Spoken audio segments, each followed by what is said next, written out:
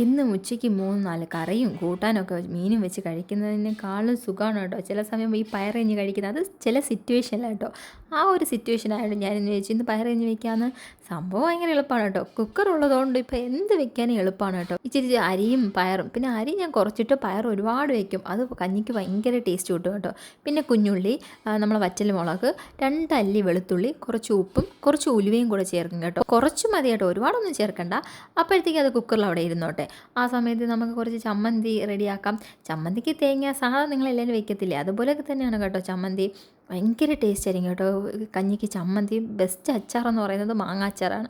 പിന്നെ ഇതിൽ ഞാൻ കുറച്ച് തേങ്ങാപ്പാൽ ചേർക്കും. ചിലർ തേങ്ങ തുരുക്കി ചേർക്കും, പക്ഷേ ഞാൻ 1-ാം പാൽ തേങ്ങയാണ് ചേർക്കുന്നത് കേട്ടോ. ഭയങ്കര എന്നിട്ട് അല്പം അത് ഇങ്ങനെ ബബിളെന്ന് വരത്തില്ലേ, ആ സമയമാകുമ്പം ഇറക്കി വെക്കണം. എന്നിട്ട് ഭയങ്കര ടേസ്റ്റാണ് കേട്ടോ സത്യം. അല്പം മാങ്ങാച്ചാറും അല്പം ചമ്മന്തിയും വെച്ച് കഴിക്കണം. ഓ സുഖം. അപ്പോൾ അടുത്ത വീഡിയോ കാണുന്നവരെ എല്ലാവർക്കും ചേച്ചാ ബൈ ബൈ.